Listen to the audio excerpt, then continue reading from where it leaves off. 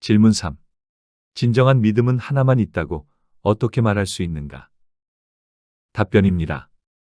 진정한 믿음은 하나만 있다고 생각하는 이유, 즉 기독교의 여호와 하나님만이 유일한 창조자라고 생각하는 이유는 과학적, 역사적 사실들을 살펴보았을 때 기독교의 여호와 하나님이 우주 만물을 창조한 존재가 거의 확실하기 때문입니다. 과학은 우주 만물이 어떤 창조자에 의해 창조되었음을 증명했습니다. 이에 대한 좀 더 상세한 내용은 룩투구TV 채널에 있는 기독교가 직면한 12가지 질문에 대한 답변 중 과학이 기독교의 오류를 증명하지 않았는가? 라는 영상을 참조하시기 바랍니다.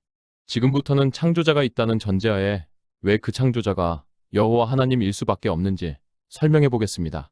여러분 혹시라도 여러분이 만일 이 세상에 창조자가 있다면 그 창조자는 어떤 존재일까 하고 생각해 보신 적이 있습니까? 대부분의 사람들은 별로 깊게 생각해 보지 않았겠지만 만일 여러분이 깊게 생각해 본다면 의외로 그 해답을 찾기가 쉽지 않다는 것을 알게 될 것입니다. 그 이유는 우리의 지적 능력의 한계 때문입니다. 우리는 우리의 지적 능력의 한계로 설사 세상을 창조한 창조자가 있다고 하더라도 그 창조자가 어떤 존재인지 아는 것은 불가능합니다. 특정 종교를 믿는 사람들은 자신의 신이 그 창조자라고 생각하겠지만 객관적으로는 그 신이 창조자라는 증거는 없습니다. 그렇다면 우리가 객관적으로 이 세상의 창조자가 어떤 존재인지를 알 수 있는 방법은 없을까요? 우리가 어떤 존재가 세상의 창조자라고 객관적으로 생각해 볼 수 있는 유일한 방법은 세상을 창조한 그 창조자가 직접 자신이 세상의 창조자라고 밝히면서 자연의 법칙을 뛰어넘는 기적들을 보여준다면 이런 경우 우리는 이 존재가 세상의 창조자일 수 있겠구나 하고 생각해 볼 수는 있을 것입니다. 기적은 어떤 창조자가 우리에게 자신이 세상의 창조자라고 주장할 수 있는 유일한 증거인 것입니다. 물론 이러한 경우에도 우리는 우리의 지적 능력의 한계로 그 존재가 세상의 창조자라고 확정할 수는 없습니다. 다만 세상의 창조자일 수 있겠다 라는 가능성만을 알 수 있을 뿐입니다. 여기에서 흥미로운 점은 인류의 역사를 살펴보았을 때 그나마 자신이 세상의 창조자라고 밝히면서 자연의 법칙을 뛰어넘는 기적을 보여준 존재는 예수님밖에는 없다는 것입니다. 만일 다른 여러 존재들이 자신들이 세상의 창조자라고 밝히면서 기적을 보여주었다면 우리는 그 여러 존재 중 어떤 존재가 진정한 세상의 창조자일까 서로 논의해 볼 수도 있겠지만 창조자일 가능성을 보여준 존재가 예수님 단 한 분밖에 없으므로 이제 갑자기 논쟁의 주제가 세상의 창조자가 어떤 존재인가 하는 것에서 예수님의 기적을 우리가 얼마나 신뢰할 수 있는가 하는 것으로 바뀌어 버린 것입니다. 예수님의 기적을 우리는 얼마나 신뢰할 수 있을까요? 2000년 전 이스라엘 지역 근처 국가들에 갑자기 어떤 사람들이 나타났습니다. 그 사람들은 심지어 당시 세계의 중심인 로마에까지 출현하여 예수님을 증언하기 시작했습니다. 그 사람들은 이스라엘에 예수라는 사람이 있었는데 예수님은 자신이 하나님의 아들이라고 하며 여러 기적들을 보여주었고 십자가에서 죽었는데 3일 만에 부활하셨다. 예수님은 실제 하나님의 아들이며 우리 모두 그분을 믿어 죄사함을 받고 하나님의 나라에 들어가자고 설명했습니다. 이러한 사람들의 주장은 그 당시의 사람들에게는 굉장히 이상하게 보였고 미친 사람 취급을 받다가 대부분 다 죽임을 당했습니다. 여기에서 중요한 사실은 이런 사람들의 등장은 로마를 비롯한 많은 국가에서 실제로 발생한 역사적 사건들이라는 것입니다. 신화 속에서 발생한 사건들이 아니라는 것입니다. 이러한 사람들의 등장 및 예수님에 대한 증언은 예수님이 신화 속 인물이 아니며 실제 존재하셨다는 명확한 증거인 것입니다. 그 어떤 역사학자가 이러한 역사적 사건들을 부인할 수 있겠습니까?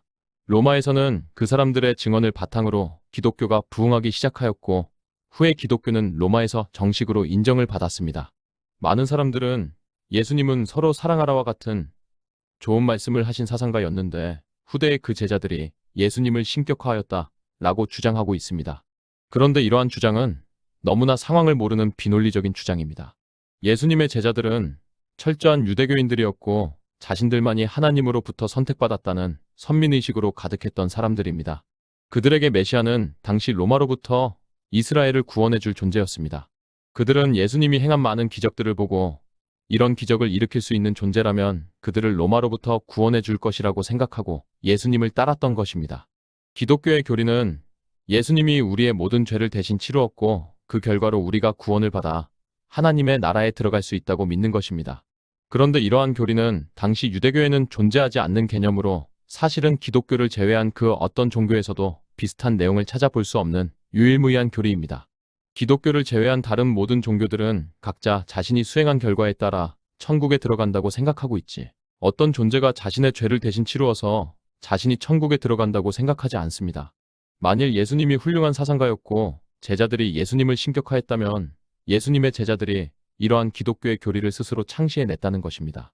어부들이 주축이 된 유대교의 철저한 예수님의 제자들이 예수님이 가르쳐 주지도 않은 이러한 교리를 스스로 생각해내고 이러한 구원이 이스라엘 사람뿐만 아니라 전 세계 모든 사람들에게 적용된다고 주장하고 그리하여 자신들이 만들어낸 교리를 입증하기 위하여 예수님이 죽었다가 살아났다고 거짓말을 하고 이러한 내용을 전달하다가 모두 죽임을 당했다는 주장은 앞뒤가 전혀 맞지 않는 황당한 주장입니다.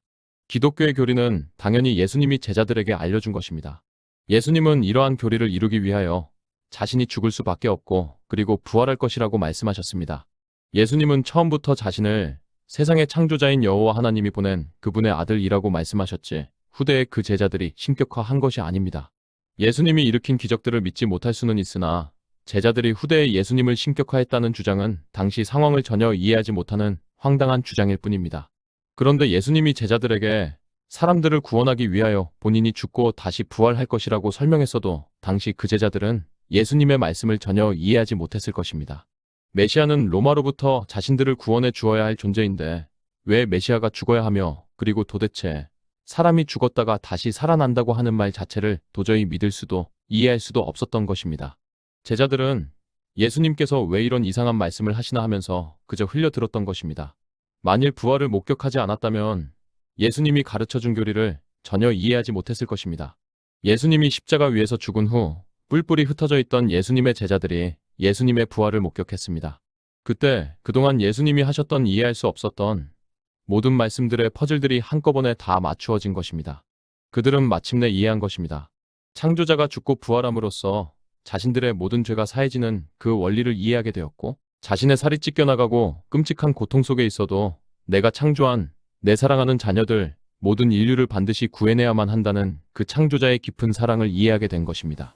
그들은 이러한 기쁜 소식을 온 세계에 전하고 싶었고 로마를 비롯한 전 세계를 돌아다니면서 이 소식을 전한 것입니다.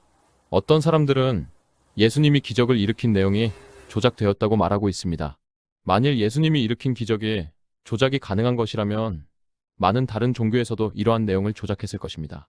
지난 2000년 동안 그리고 지금 현재도 자신을 재림 예수라고 주장하는 수많은 사람들이 있습니다. 왜 이런 사람들은 그러한 기적들을 조작하지 않을까요? 조작할 수가 없기 때문입니다. 자신이 재림 예수라고 주장하는 사람이 추종자들에게 너희가 다른 사람들에게 내가 여러 가지 기적을 일으켰다고 거짓말을 하고 그 사람들이 거짓말하지 말라고 하면서 너희를 죽이려고 한다면 다 나가서 죽어라 라고 명령한다면 그 어떤 추종자가 그 재림 예수의 명령을 따르겠습니까? 지난 수천 년 동안 단 한 번도 예수님과 같은 기적을 보여주었다는 기록이 없다는 것은 예수님의 기적이 조작할 수 있는 내용이 아니라는 명백한 증거인 것입니다. 이외에도 집단 착각설 등 예수님의 기적을 인정하지 않는 여러 가지 가설들이 있으나 이러한 모든 가설들은 논리적으로 맞지 않는 주장들일 뿐입니다. 죽음을 무릅쓰고 예수님의 말씀을 전달한 당시 예수님 제자들의 행동은 후대의 역사학자들이 보기에는 도저히 이해할 수 없는 특이한 상황이었습니다. 역사학자들은 예수님 제자들이 했던 행동을 분석한 결과로 두 가지는 확실히 인정하고 있습니다. 첫 번째는 예수님의 죽음으로 뿔뿔이 흩어졌던 제자들이 죽음을 두려워하지 않고 세상 밖으로 나온 어떤 특별한 사건이 있었을 것이다 라는 것이고, 두 번째는 부활의 사실 여부를 떠나서 적어도 예수님 제자들은 예수님의 부활을 그들 스스로는 확실히 믿고 있었다 라는 것입니다. 역사학자들이 이 두 가지 상황을 고려해 볼 때 예수님 제자들의 모든 행동들을 설명하는 유일한 해석은 예수님의 부활을 인정하는 것입니다. 그러나 역사학자로서 사람이 죽었다가 살아났다는 내용을 역사책에 기록할 수는 없을 것입니다. 그래서 역사학자들의 결론은 예수님 제자들의 행동을 예수님 부활 사건을 제외한 다른 사건으로 해석하는 것은 굉장히 어렵다. 그러나 우리가 모르는 어떤 특정한 사건이 있었을 것이다 라고 생각하는 것입니다. 예를 들면 이런 식의 시나리오도 가능하다고 말하고 있습니다. 예수님이 쌍둥이였다. 그래서 예수님이 죽은 후에 그 쌍둥이 형제가 나타나서 자신이 부활했다고 거짓말을 하고 제자들이 그 쌍둥이 형제가 예수님이 부활한 것으로 착각을 해서 예수님을 증언하기 시작했다 라는 시나리오가 있을 수 있다. 물론 이 시나리오가 너무 우스꽝스러운 것이고 이렇게 주장하는 것이 말이 되지 않는다는 것을 우리도 알고는 있다. 그러나 이 시나리오가 아무리 우스꽝스럽고 말이 되지 않아도 사람이 죽었다가 다시 살아났다는 시나리오보다는 훨씬 더 합리적이고 이성적인 판단이다. 우리는 예수님의 부활을 인정할 수 없다 라고 말하는 것입니다. 역사학자로서 기적을 인정하는 것은 어려울 것입니다. 그러나 역사학자들이 미처 인지하지 못한 사실은 과학이 창조자가 있다는 것을 증명했다는 것입니다. 이 사실을 미처 깨닫지 못한 것입니다. 만일 우리가 과학이 창조자가 있다는 사실을 증명했다 라고 인정한다면 그 창조자는 어떤 존재라고 생각하는 것이 가장 합리적일까요? 앞에서도 설명했지만 여러 가지 역사적 사실들을 판단해 보았을 때 여호와 하나님이 유일한 존재입니다. 그런데 만일 여호와 하나님이 창조자가 아니라고 생각한다면 우리에게 남은 선택은 하나밖에 없습니다. 그것은 우리가 알지 못하는 미지의 신이 이 세상을 창조했다라고 해석할 수밖에 없습니다. 그러므로 이제 우리는 세상의 창조자를 판단할 때 두 존재 중 하나의 존재를 선택해야 합니다. 여호와 하나님인가 아니면 미지의 신인가 하는 것입니다. 어떤 학교에 쓰지 않는 교실이 지저분해졌습니다. 그런데 어느 날 그 교실이 깨끗해졌습니다. 처음에는 누가 그 교실을 치웠는지 몰랐습니다. 그런데 몇몇 학생들이 그 교실에 A가 들어가서 한참 후에 나온 사실을 말했습니다. 그렇다면 당연히 그 교실을 누가 치웠다고 생각해야 할까요? 어쩌면 A라는 학생이 치우지 않았을 수도 있습니다. 그러나 어떤 다른 추가 증언이나 특별한 상황이 발생하지 않는다면 그 교실은 그 학생이 치운 것으로 생각하는 것이 가장 합리적인 판단일 것입니다. 어쩌면 여호와 하나님이 세상을 창조한 창조자가 아닐 수도 있을 것입니다. 우리가 알지 못하는 미지의 신이 이 세상을 창조했을 수도 있습니다.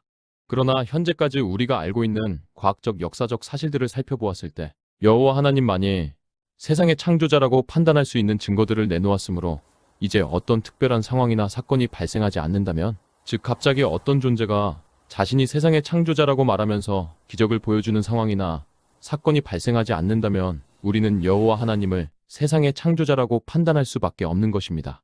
과학의 법칙들이 한번 결정되면 절대 바뀌지 않는 것은 아닙니다. 일부 법칙들은 과학이 발전되면서 수정되기도 합니다. 그러나 새로운 과학적 증거가 나타나기 전까지는 그 법칙들은 과학자들에 의해 과학법칙으로 인정받습니다. 이와 마찬가지로 세상의 창조자가 어떤 존재인가를 판단할 때도 어떤 존재가 세상의 창조자라고 판단할 만한 새로운 상황이나 사건을 발생시키기 전까지는 여호와 하나님을 세상의 창조자로 인정하는 것이 가장 합리적인 것입니다. 이러한 이유로 인해 우리는 여호와 하나님만이 유일한 믿음이라고 말하고 있는 것입니다.